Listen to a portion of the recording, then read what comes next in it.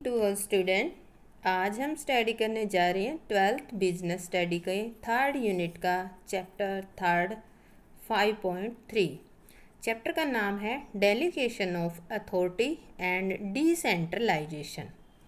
देखो, इसके चैप्टर के नाम से ही पता चल रहा है डेलीगेशन ऑफ अथॉरिटी यानी कि अधिकारों का अंतरण यानी कि अधिकार देना। इसी तरह डिसेंट्रलाइजेशन क्या होता है, वो डेलीगेशन ऑफ अथॉरिटी का थोड़ा सा एक्सपेंशन इसकी फॉर्म कह सकते हैं।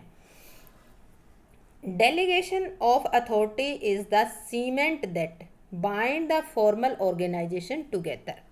तो जो डेलीगेशन होता है अथॉरिटी का, वो एक सीमेंट की तरह काम करता है। जिस तरह से एक सीमेंट जो होती है मसाले के अंदर मिलकर ईंटों को जोड़ती है, सेम उसी तरह से अगर फर्म के अंदर अधिकार जो है ऊपर से नीचे की तरफ दे दिए जाते हैं तो उन सब में क्या होता है, डिसीजन मेकिंग की पावर आ जाती है और वो आपस में एक दूसरे से कनेक्ट हो जाते हैं या जुड़ जाते हैं। तो लर्निंग ऑब्जेक्टिव के अंदर आज हम स्टडी करेंगे। तो स्टूडेंट बता दूं, उससे पहले आप मेरी चैनल को सब्सक्राइब जरूर कर दें। तो देखो, इसमें आज हम स्टडी करने जा रहे हैं डेलीगेशन ऑफ अथॉरिटी का मीनिंग एंड डेफिनेशन, इसके एलिमेंट कौन से हैं, जो हमारे अथॉरिटी और रिस्पॉन्सिबिलिटी उनमें डिफरेंस क्या है, और इनमें अकाउंटेबिलिटी और रिस्पॉन्सिबिलिटी में डिफरेंस क्या है, और साथ के साथ ये जो है इसका बेस क्या है वो हम स्टडी करने जाएंगे। तो ये भी छोटा सा चैप्टर है, अगर इसको ध्यान से एक बार या दो बार अगर आप इसको देखोगे तो उसी से ही आपको लर्न हो जाएगा, आपको अलग से मेहनत करने की ज़रूरत नहीं पड़ेगी। तो सबसे पहले हम करते हैं meaning of delegation of authority, यानी कि इसका मीनिंग क्या होता है। देखो, संगठन जो प्रोसेस होती है उसमें जो हमारा डेलीगेशन ऑफ अथॉरिटी है, ये एक बहुत इम्पोर्टेंट रोल प्ले करती है। इसकी ज़रूरत कब पड़ती है? इसकी ज़रूरत तब पड़ती है जब एक प्रबंधक के पास बहुत ज़्यादा काम हो जाता है, क्योंकि बहुत ज़्यादा काम हो जाएगा तो वो सभी सारे के सारे काम अपने आप नहीं कर सकेगा, और एक ऐसी सिचुएशन आ जाएगी जिसमें उसको जो अपने पास ज़्यादा काम है उसमें से कुछ काम अपने अधीनस्थ यानी कि अपने अधिकारी, अपने नीचे जो अधिकारी हैं उनको आपस में देने पड़ेंगे, बांटने पड़ेंगे या उनको सौंपने पड़ेंगे। लेकिन देखो, इस अधिकारी ने क्या किया, काम तो सौंप दिए क्या, लेकिन मात्र कार्य का विभाजन कर देने से कार्य क्या सफल हो जाएगा? नहीं हो सकेगा, क्योंकि उसकी सफलता हम सुनिश्चित तब तक नहीं कर सकते जब तक कि उन व्यक्तियों को जिनको काम दिया गया है उनको उस काम को पूरा करने के लिए उनके साथ साथ अधिकार या उन कार्यों से संबंधित कोई निर्णय लेने की स्वतंत्रता है या निर्णय लेने के अधिकार है वो नहीं दिए जाते। क्योंकि काम दे दिया, काम को करने के अधिकार नहीं मिले या काम को करने के लिए कोई पावर नहीं मिलेगी तो वो जो नीचे के अधीनस्थ है वो कार्य नहीं कर पाएंगे। तो कार्य विभाजन और उसका अच्छी ढंग से सफल करने के लिए आवश्यक अधिकार सौंपने की जो क्रिया होती है या जो सौंपते हैं उसको हम अधिकार अंतरण। देखो, इनके कई नाम हैं हिंदी के अंदर, इंग्लिश में अगर लर्न कर लोगे तो एक वर्ड से काम चल जाएगा, डेलीगेशन ऑफ अथॉरिटी। हिंदी में अधिकार अंतरण के नाम से भी क्वेश्चन आ सकता है, भारार्पण क्या होता है इसके नाम से भी आ सकता है, अधिकार सौंपना या अधिकारों का प्रत्यायोजन। तो कई नाम से ये क्वेश्चन आ जाता है। तो आप कोशिश करो कि इंग्लिश वर्ड जो है डेलीगेशन ऑफ अथॉरिटी है, इस नाम से ही आप क्वेश्चन को याद करो, चाहे हिंदी मीडियम के स्टूडेंट ही क्यों ना हो। तो इस तरह से हम इसका मीनिंग किया है कि जब अधिकारी के पास ज़्यादा काम हो जाता है तो वो उन काम को अपने नीचे अधिकारियों को सौंप देता है और साथ में उन काम को पूरा करने के लिए आवश्यक अधिकार भी दे दिए जाते हैं। इस प्रोसेस या इस क्रिया को ही हम क्या कहते हैं, डेलीगेशन ऑफ अथॉरिटी कहते हैं। F.G. मूरे ने इसकी डेफिनेशन दी है, कहते हैं कि अधिकार अंतरण से अभिप्राय दूसरे लोगों को कार्य सौंपना और उसे करने के लिए अधिकार देना है, उसको ही अधिकार अंतरण कहते हैं।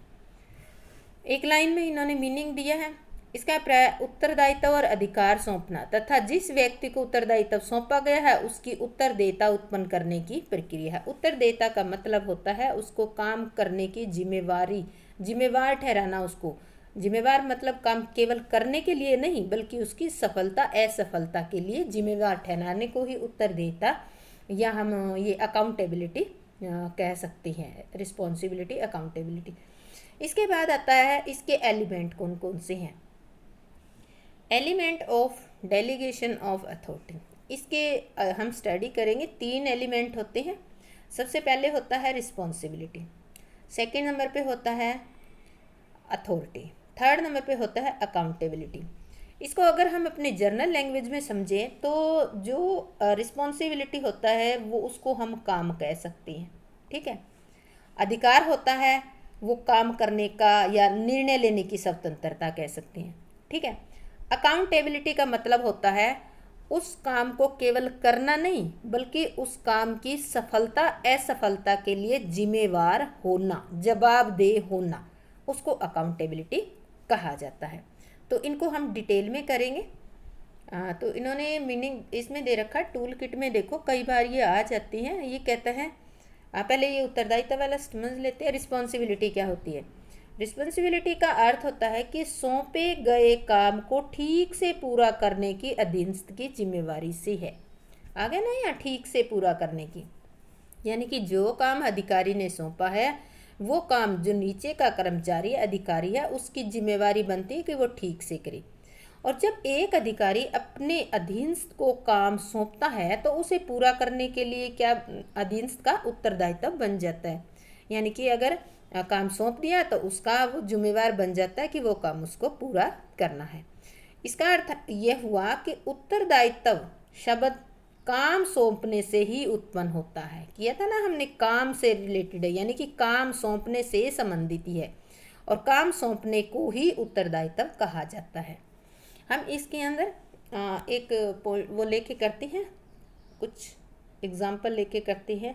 3 स्टेज लेते हैं हम, ठीक है, इनको समझने के लिए। यहाँ पे एक अधिकारी है, ठीक है, इसको हम कह सकते हैं ये हमारा हो गया जर्नल मैनेजर। और दूसरा बी अधिकारी है, ये हो गया हमारा डिपार्टमेंट का मैनेजर, ठीक है। और ये हो गया हमारा सी जो है, ये हो गया फोरमैन। इसको यहीं समझ लेंगे, फोरमैन। तो ये क्या करता है, फोरमैन या सुपरवाइजर भी कह सकते हो, ठीक है। तो देखो इनका रिलेशन क्या है। अब जो ए जो है अधिकारी जर्नल मैनेजर है, उसके पास पूरी फर्म का काम है, यानी कि पूरी संस्था को उसको संभालना है। और उसके नीचे ऐसे ऐसे जैसे बी रह रहा है, ऐसे ऐसे ऐसे कई डिपार्टमेंट है, जिसमें से बी एक डिपार्टमेंट का क्या है, अध्यक्ष है। तो अब जर्नल मैनेजर अगर सारे डिसीजन या सारे जो काम है खुद करने लग जाएगा तो क्या फर्म में कर लेगा? नहीं कर पाएगा। वो क्या करेगा, इम्पोर्टेंट जो वर्क होते हैं या डिसीजन की पावर होती है वो अपने पास रख लेगा और बाकी जो है अपने से नीचे जो डिपार्टमेंट के मैनेजर है उनको वो डेलीगेट कर देगा, काम भी दे देगा और साथ के साथ पावर भी दे देगा। अब मान लेते हैं ए ने कोई ई नाम का काम दिया है बी को, ई नाम का काम बी को दे दिया। तो इस काम के साथ साथ इसने क्या दिया, साथ के साथ काम भी दिया और इसको करने के अधिकार भी दिए। तो ये जो काम है सौंपा गया ये क्या कहलाएगा, उत्तरदायित्व, रिस्पॉन्सिबिलिटी। और इसको करने के लिए साथ साथ क्या दिए, अधिकार भी दिए। तो वो अधिकार क्या कहलाएंगे, आपके अथॉरिटी। अब देखो ये काम इतना बड़ा है कि बी सारा नहीं कर सकता, क्योंकि ई काम इतना बड़ा है ये अकेला नहीं कर सकता, इसके लिए कम से कम 5-6 व्यक्तियों की ज़रूरत है। तो यहाँ पर जो सी बैठा है यहाँ पर बहुत सारे बंदे बैठे हैं, या हम कह सकते हैं कि 5 बंदे हैं। अब बी ने क्या किया, इसी काम को इन 5 को थोड़ा थोड़ा करके बांट दिया। बी ने काम को नीचे तक दे दिया। अब इस कंडीशन में बी ने सी को क्या दे दिया, काम दे दिया और साथ में काम करने के डायरेक्शन भी दे दिए या राइट भी दे दिए उनको। अब बात आ जाता है रिस्पॉन्सिबिलिटी और अथॉरिटी का। तो हमें पता चल गया कि काम देना और काम को करने के लिए साथ साथ अधिकार भी देना। अब आता है अकाउंटेबिलिटी। अब अकाउंटेबिलिटी मान लेते हैं ये ई काम कर कौन रहा है, ई काम अब यहाँ पहुँच गया, ये कर रहे हैं सी डी एफ जो भी फोरमैन सुपरवाइजर है ये कर रहे हैं। अब ये काम असफल भी हो सकता है, फेल भी हो सकता है और सक्सेस भी हो सकती है। तो अब जो है इस काम की फेल्योर और सक्सेस के प्रति जो बी है उसको जवाब किसको देना पड़ेगा, ए को देना पड़ेगा। अब सी डी तो किसको देंगे, बी को देंगे, बी किसको देगा, ए को देगा। अब देखो बी ये नहीं कह सकता कि मैंने तो काम सी डी ई से करवाया है, फेल हो गया तो उनकी जिम्मेवारी नहीं। ए कहेगा मैंने तो ये काम करने की जिम्मेवारी तुझे सौंपी है, अगर गलत काम हुआ है तो तेरी जिम्मेवारी है। यानी कि बी जो है इस ई काम के लिए ए के प्रति उत्तरदायी है या जवाबदेही है। जवाब देगा वो कि फेलियर हुआ तो किस कारण से हुआ, सक्सेस हुआ तो किस कारण से हुआ। तो इस तरह से ये 3 एलिमेंट है जो हमें करने होते हैं। तो अब हमने रिस्पॉन्सिबिलिटी का तो स्टडी कर लिया। अब देखो इसके फीचर्स क्या है रिस्पॉन्सिबिलिटी की। उत्तरदायित्व यानी कि काम को दूसरे व्यक्ति को सौंपा जा सकता है। इसका सार कर्तव्य का पालन करना, उस कार्य को करना है। इसकी उत्पत्ति कैसे होती है, सुपीरियर और सुबॉर्डिनेट यानी कि अधिकारी और अधीनस्थ के संबंध के कारण होती है। सेकंड आता है डेलीगेशन अथॉरिटी। अधिकार का अभिप्राय निर्णय लेने की शक्ति से है। किससे है, अधिकार का मतलब है जो काम हमें सौंपा गया है उसको अच्छे ढंग से करने के लिए उससे संबंधित कोई निर्णय लेने की जरूरत है तो वो निर्णय लेने की पावर से है। निम्न संसाधनों के प्रयोग करने या कोई काम करने या न करने से संबंधित हो सकता है। ये जो डिसीजन है जो हम काम कर रहे हैं उससे संबंधित कोई संसाधन यूज करने हैं तो उनकी फुल पावर, और कोई काम करना या नहीं करना उसके बारे में डिसीजन लेने से रिलेटेड है। तो देखो इन्होंने डेलीगेशन ऑफ रिस्पॉन्सिबिलिटी के अंदर दिया है के लिए उत्तरदायित्व मतलब ऑपरेटिंग रिस्पॉन्सिबिलिटी, और के प्रति का मतलब अल्टीमेट रिस्पॉन्सिबिलिटी। के लिए उत्तरदायित्व का मतलब होता है काम के लिए उत्तरदायित्व यानी कि वो काम करना है, और अल्टीमेट रिस्पॉन्सिबिलिटी का मतलब है कि उस काम की सक्सेस और फेलियर के लिए वो जिम्मेवार होगा। एक वरिष्ठ जो होता है अधीनस्थ को केवल क्या सौंपता है, काम यानी कि ऑपरेशनल रिस्पॉन्सिबिलिटी को ही सौंपता है, और अंतिम उत्तरदायित्व को वो नहीं सौंपता, और हमेशा अधिकार सौंपने वाला ही उत्तरदायी या जवाबदेही होता है।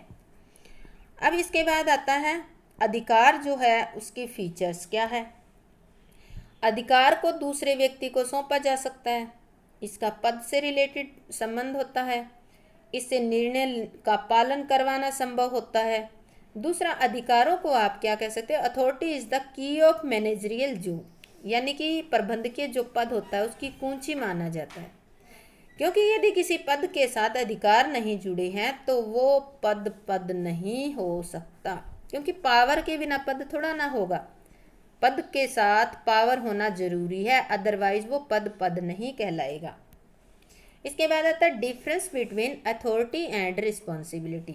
मीनिंग, अथॉरिटी का अर्थ क्या है, निर्णय लेने की पावर, और रिस्पॉन्सिबिलिटी का मतलब है जो काम किए जाने वाला काम। डायरेक्शन और फ्लो, अधिकार जो होते हैं उनका फ्लो कैसे होता है, ऊपर से नीचे होता है, और रिस्पॉन्सिबिलिटी का फ्लो जो होता है, जिम्मेवारी जो होती है, काम की जवाबदेही जो होती है नीचे से ऊपर, यानी कि उसको काम करना है, काम तो नीचे आता है और उसकी जवाबदेही ऊपर से नीचे जाती है। इसके बाद आता है उद्गम, ओरिजिन। यह संगठन में औपचारिक पद यानी कि फॉर्मल पोजीशन के कारण उत्पन्न होता है, और ये अधिकारी और अधीनस्थ के रिलेशन के कारण उत्पन्न होता है।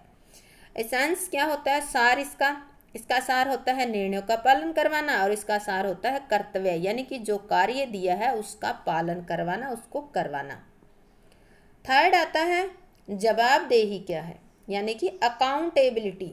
अकाउंटेबिलिटी किसको कहते हैं, जवाबदेही का अभिप्राय अधीनस्थ के द्वारा कार्य निष्पादन या वर्क परफॉर्मेंस के लिए अधिकारी को जवाब देना, यानी कि उसने वो काम किया है, नहीं किया है, ठीक किया है, गलत किया है, इसके लिए जवाब देने को ही जवाबदेही या अकाउंटेबिलिटी कहा जाता है। जब अधिकारी अधीनस्थ को काम या कोई उत्तरदायित्व यानी सौंपता है और उसे पूरा करने के लिए आवश्यक अधिकार भी दे देता है तो जो अधीनस्थ होता है, जिसको काम मिला है और अधिकार मिले हैं, वो व्यक्ति अपने कार्य निष्पादन के लिए अधिकारी के सामने जवाब देने के लिए रिस्पॉन्सिबल होगा। तो ये कह रहा है कि पहले फीचर्स कर लेते हैं। जवाबदेही को दूसरे व्यक्तियों को नहीं सौंप जाता। आपको जवाब तो खुद को ही देना पड़ेगा, काम चाहे आप वो किसी से भी करवा लो। ये केवल अधिकार सौंपने वाले के प्रति होता है। ये नहीं है कि आपको जवाब किसी व्यक्ति को देना पड़े, नहीं, जिस व्यक्ति ने आपको काम दिया है और उस काम को करने के लिए अधिकार दिए हैं, आपको जवाब केवल उसी व्यक्ति को ही देना है। इसका आधार क्या है? अधिकारी और अधीनस्थ का संबंध है। यह अधिकार सौंपने के कारण ही उत्पन्न होती है। जवाबदेही कब उत्पन्न होगी? आप किसी को जवाब कब दोगे? जब उसने कोई काम दिया और अधिकार दिया, तभी आप उसको जवाब दोगे, अदरवाइज तो कोई क्वेश्चन ही क्रिएट नहीं होता। इसके बाद आता है जवाबदेही, उत्तरदायित्व को सौंपा जा सकता है। इसका अर्थ है ऑपरेशनल रिस्पॉन्सिबिलिटी, यानी कि काम सौंपना। काम तो सौंपा ही जा सकता है, उत्तरदायित्व को नहीं सौंपा जाता। यहाँ क्या है? ये रिस्पॉन्सिबिलिटी कांट बी डेलीगेटेड। ये आता है अल्टीमेट रिस्पॉन्सिबिलिटी, यानी कि जवाब देने का हक जो होता है वो केवल जिसको काम मिला है उसी व्यक्ति को होगा। इसके बाद आता है, हम इसमें डिफरेंस करते हैं। सबसे पहले आ गया मीनिंग इसका। रिस्पॉन्सिबिलिटी और अकाउंटेबिलिटी दोनों मिलते जुलते ही वर्ड है, थोड़ा सा इसमें डिफरेंस है, वो देखना है हमें। मीनिंग, उत्तरदायित्व और रिस्पॉन्सिबिलिटी क्या होती है? किए जाने वाला काम, ठीक है। और अकाउंटेबिलिटी, अपने जो सुपीरियर है उनके सामने किए गए काम के लिए जवाब देना कि वो काम किया है, नहीं किया है, गलत किया है, ठीक किया है। डेलीगेशन, काम तो देखो दूसरे व्यक्तियों को सौंपा जा सकता है। क्या आप जवाबदेही सौंप सकते हो? नहीं, जवाबदेही को दूसरे व्यक्तियों को नहीं सौंपा जा सकता। ओरिजिन, इसमें अधीनस्थ और अधिकारी के संबंध के कारण दिए जाते हैं और इसमें अधिकार सौंपे जाने के कारण जवाबदेही उत्पन्न होती है। अगर अधिकारी नहीं दिए हैं तो जवाबदेही भी उत्पन्न नहीं होगी। इसके बाद आता है कि कैन अकाउंटेबिलिटी बी डेलीगेटेड, कहते हैं कि क्या उत्तरदायित्व या जवाबदेहिता को सौंपा जा सकता है।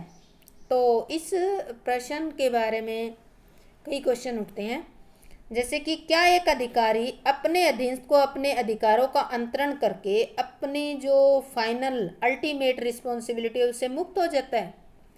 क्या वह अधिकार सौंपने पर अधीनस्थों के द्वारा किए जाने वाले कार्यों की सफलता या असफलता के लिए अपने उच्च अधिकारियों के प्रति जवाबदेह नहीं रहता?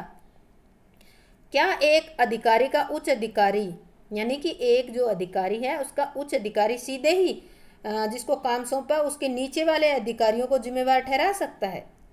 तो इन सभी क्वेश्चन के अंदर हम कह सकते हैं नहीं नहीं नहीं, ऐसा नहीं होता, क्योंकि केवल अधिकारों को ही सौंपा जा सकता है, अल्टीमेट लायबिलिटी या अकाउंटेबिलिटी को नहीं सौंपा जा सकता।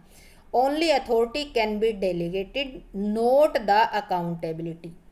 काम करने का आप अधिकार सौंप सकते हो, काम सौंप सकते हो, पर उस काम का अपने अधिकारी को जवाब तो जिसने आपको काम दिया, अधिकार दिया, उसके प्रति आपका ही हक बनेगा। आप वो हक किसी को या वो जवाबदेही आप किसी को नहीं सौंप सकते। हाँ, आप काम किसी और व्यक्ति से करवा सकते हो। एग्जाम्पल लेते हैं। मुख्य प्रबंधक एक विभागीय प्रबंधक को काम सौंपता है, ठीक है। यहाँ जर्नल मैनेजर जो हमने एग्जाम्पल लिया था ना, वही है। एक विभागीय प्रबंधक को काम सौंपता है और विभागीय प्रबंधक अपने अधीनस्थ, यानी कि हमने सुपरवाइजर का लिया था ना, विभागीय प्रबंधक अपने अधीनस्थों को कार्य सौंपता है, नीचे सौंप देता है और अधिकार भी देता है। लेकिन ऐसा करने से उसकी जो अकाउंटेबिलिटी है वो समाप्त नहीं हो जाती। अपने अधीनस्थों के कार्यों की सफलता है सफलता के लिए वह हमेशा, ये जो विभागीय अध्यक्ष है ये हमेशा मुख्य अधिकारी के सामने क्या रहेगा? जवाबदेह रहेगा। और इसी आधार पर ये कहना बिल्कुल सत्य है कि केवल अधिकारों को सौंपा जा सकता है, उत्तरदेता है ये, यानी कि अकाउंटेबिलिटी को नहीं सौंपा जा सकता। और अकाउंटेबिलिटी हमेशा अधिकार सौंपने वाले व्यक्ति की ही होती है, यानी कि जो अधिकार देता है आपको, जवाबदेही उसके प्रति ही आपकी होती है। इसके बाद आता है division of labour is the basis of delegation of authority, यानी कि श्रम विभाजन जो है अधिकार अंतरण का आधार है। ये श्रम विभाजन हमने कर लिया, काम का विभाजन करना। अधिकार अंतरण में हमने पढ़ा है कि अधिकारों को देना। तो इस कारण से इन्होंने कहा है जो काम का विभाजन होता है वो अधिकार अंतरण का क्या होता है, बेस होता है। कैसे होता है, इनको दोनों पॉइंट को पढ़ते हैं, अधिकार अंतरण को भी श्रम विभाजन को भी। डेलीगेशन ऑफ अथॉरिटी, अधिकार अंतरण का प्राय है अधीनस्थों को सौंपे गए उत्तरदायित्व या काम को सफलतापूर्वक पूरा करने के लिए साथ में अधिकार देने। और अधिकार निर्णय लेने की क्षमता को कहते हैं, ये ध्यान रखना। जब उत्तरदायित्व को पूरा करने के लिए अधिकार प्राप्त होते हैं तो साथ के साथ किसका जन्म हो जाता है, अकाउंटेबिलिटी, यानी कि जवाबदेही का जन्म हो जाता है कि आपको काम मिला है, अधिकार मिले, डिसीजन मेकिंग की पावर मिली है, तो जिसने ये दिए हैं काम और डिसीजन मेकिंग की पावर यानी कि अथॉरिटी दी है उसके प्रति आपकी जवाबदेही क्रिएट हो जाती है। और जवाबदेही का अर्थ है उच्च अधिकारियों के सामने कार्य निष्पादन के लिए जवाब देना। कार्य हुआ है, नहीं हुआ है, सक्सेस है, फेल्योर है, उसके लिए आपको अपने अधिकारी को जवाब देना होगा। अब देखो श्रम विभाजन क्या है, डिवीजन ऑफ लेबर।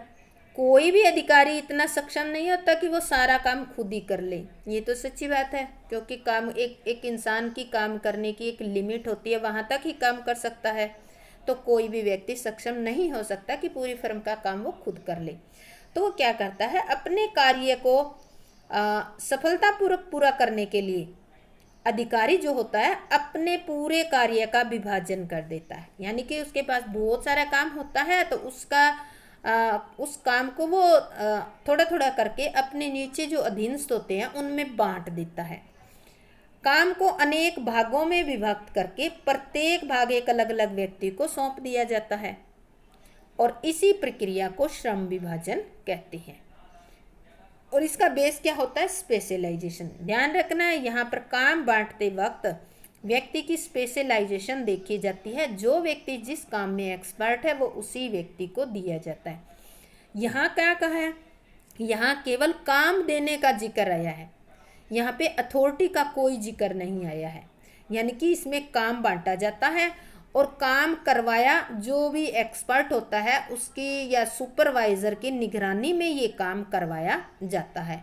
जो भी काम करते वक्त ज़रूरत होगी तो वो सारा का सारा सुपरवाइज़र होता है, वो डिसीजन लेगा और उसके डायरेक्शन में ही पूरा काम कंप्लीट किया जाएगा। तो इस कारण से इन्होंने कहा है कि जो श्रम विभाजन है वो क्या हो जाता है, आधार अंतरण का आधार है।